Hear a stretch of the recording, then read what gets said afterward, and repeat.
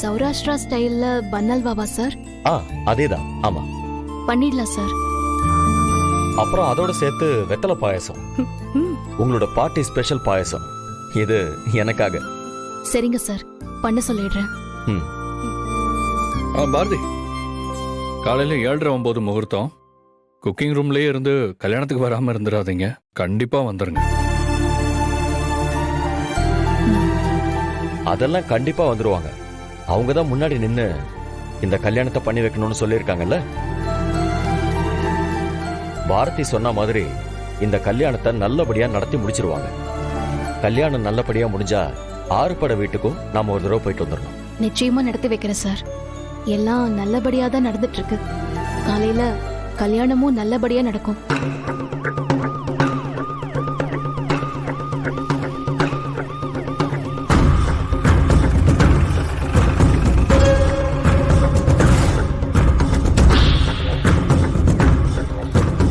அப்ப நான் வரேன் சார். காலையில பார்க்கலாம். சரி.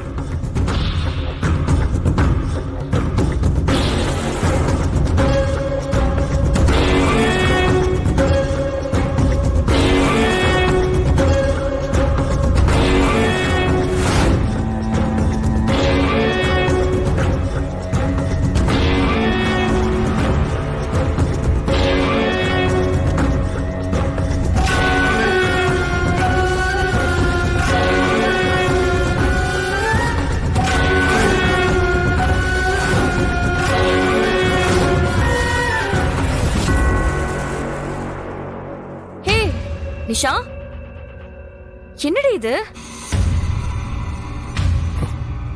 ஃப்ரெண்டுனா இப்படி இல்ல இருக்கணும்.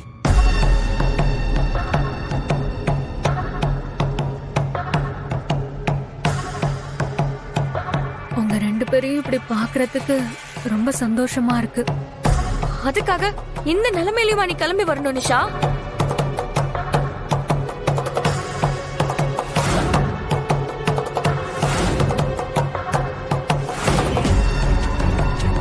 தான் மேரேஜ் முடிஞ்சோன்னு உன்னை வந்து பாக்குறோன்னு சொன்னோம்ல, அப்புறம் எதுக்கு ரிஸ்க் எடுத்து வந்த?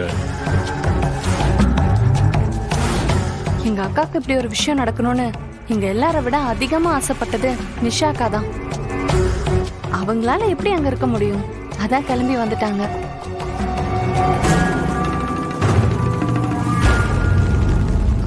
நிஷா, இப்போ ஓரளவுக்கு ஓகே தானே?